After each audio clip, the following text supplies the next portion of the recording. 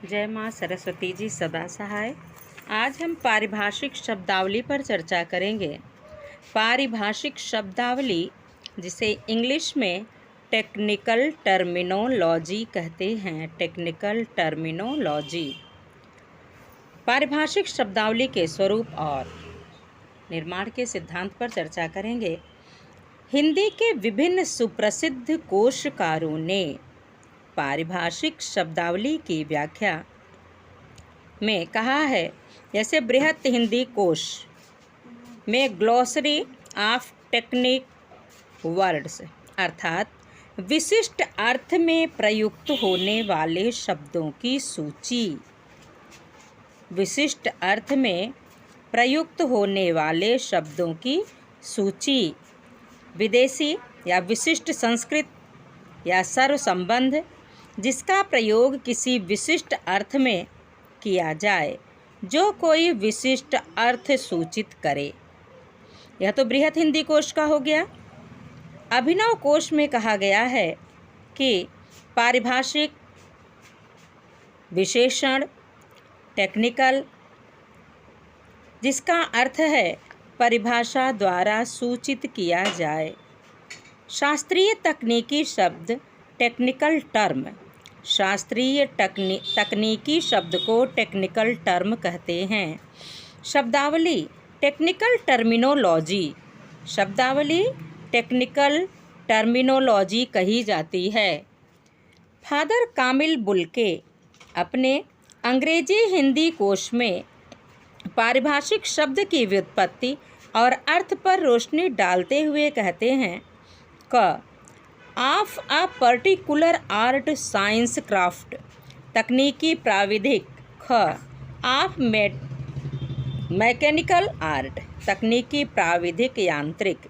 ग of terminology, पारिभाषिक। घ ऑफ क्रिटिसिज्म, शास्त्रीय।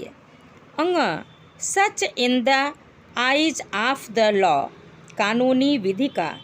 डॉक्टर दंगल झाल्टे के अनुसार पारिभाषिक शब्द अंग्रेजी के टेक्निकल शब्द का हिंदी पर्याय है। मूल अंग्रेजी टेक्निकल शब्द ग्रीक भाषा के टेक्निकोई अर्थात ऑफ आर्ट, कला का या कला विषयक से अपनाया गया है। टेक्नी से तात्पर्य है कला तथा शिल्प। ग्रीक भाषा में टेक्टोन शब्द का अर्थ है निर्माण करने वाला, निर्माता अथवा बढ़ई के अर्थ में प्रयुक्त होता है। लैटिन भाषा में टेक्सरे शब्द का अर्थ है बुनना या बनाना।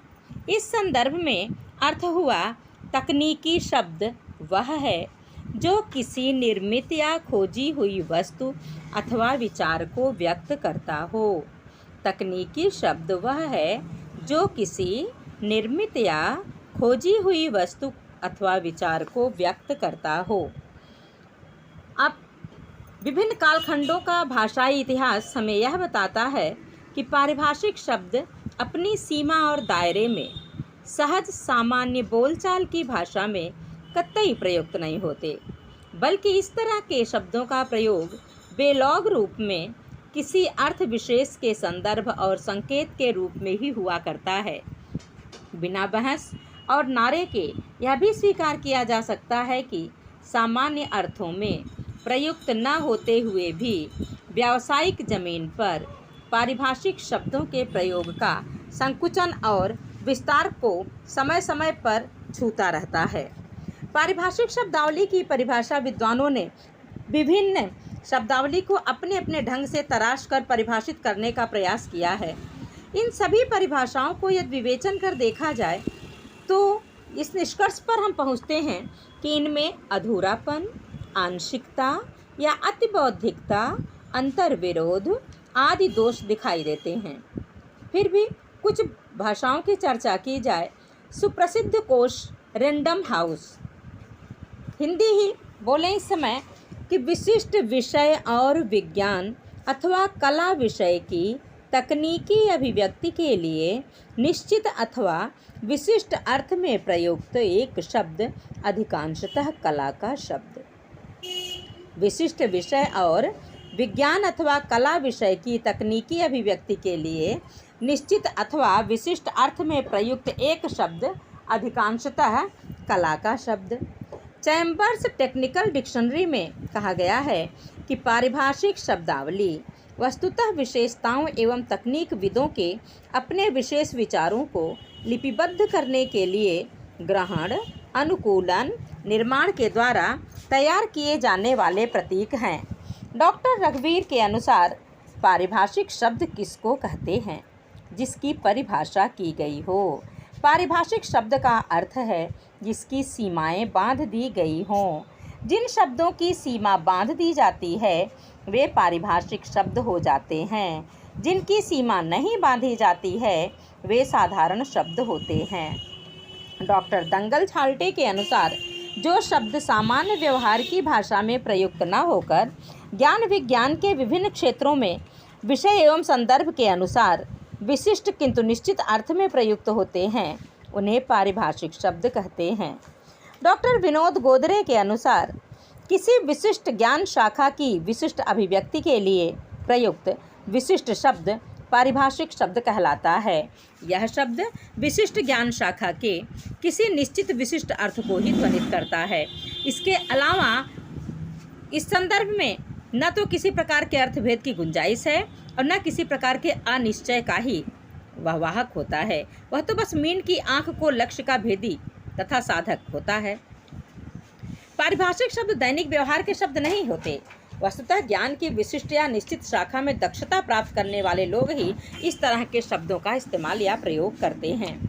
पारिभाषिक शब्दावली निर्माण के सिद्धांत पूर्व में और आज भी भूमंडलीकरण और बाजार के सर्वव्यापी हो जाने के कारण निरंतर बदल रही दुनिया के साथ सहपंथी और हम रंग बनने के लिए हमें समय समय पर पारिभाषिक शब्दों के गढ़ने की ज़रूरत पड़ती है। नए शब्दों के गढ़ाव रचाव को लेकर हमारे देश में काफ़ी मतांतर और जद्दोजहद समय समय पर होता रहा है।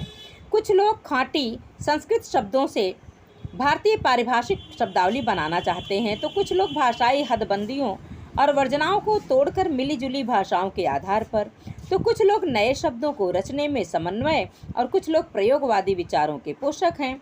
अतः इस आधार पर विद्वानों ने पारिभाषिक शब्दावली के निर्माण के लिए 4 मत, सिद्धांत, संप्रदाय, प्रवृत्तियां या स्कूल तय किए हैं।